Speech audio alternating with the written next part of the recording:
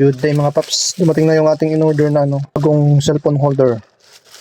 So mapapansin nyo meron tayong mga cellphone holder dito na luma na nagamit na natin yan. Yung iba dyan sira na.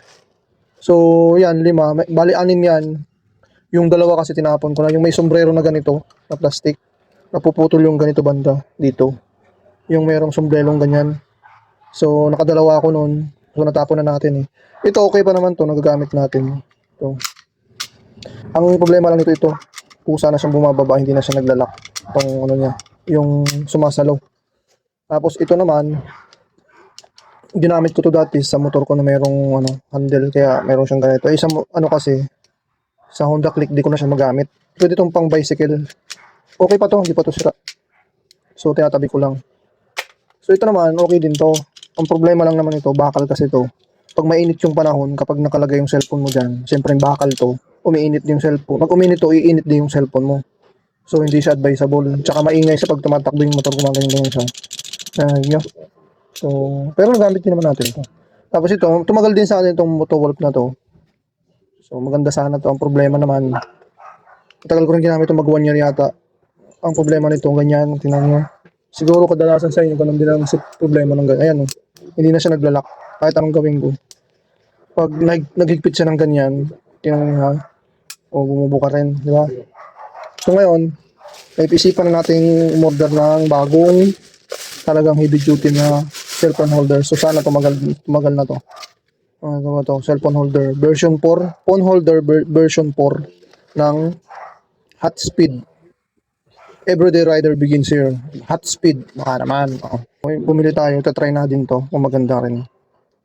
Tatry din natin to kung maganda nga to. So, plastic siya. Tapos dito, rubber.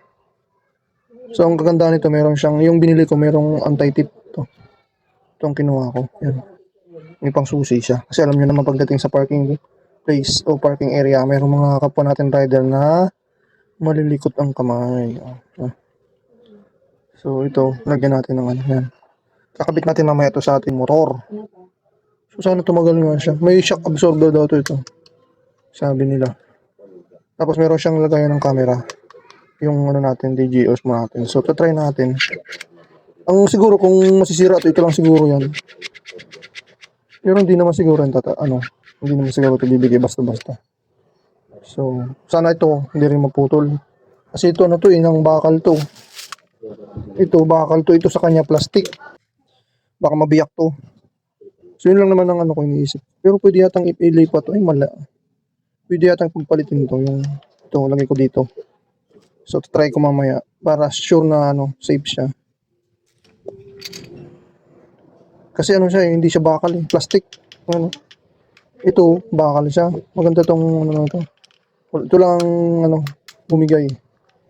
So, yan, natin, nasubukan natin mga cellphone holder. So, itong 1, 2, 3, nagagamit ko pa yan. Ito. Yung pampalit-palit na in case of emergency masira.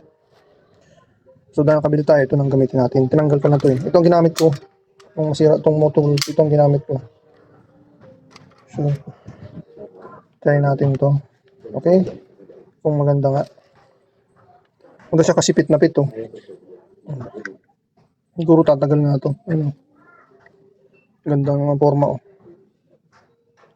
Ito lang iniisip ko talaga. Tsaka itong niya. Yung holder niya, ito.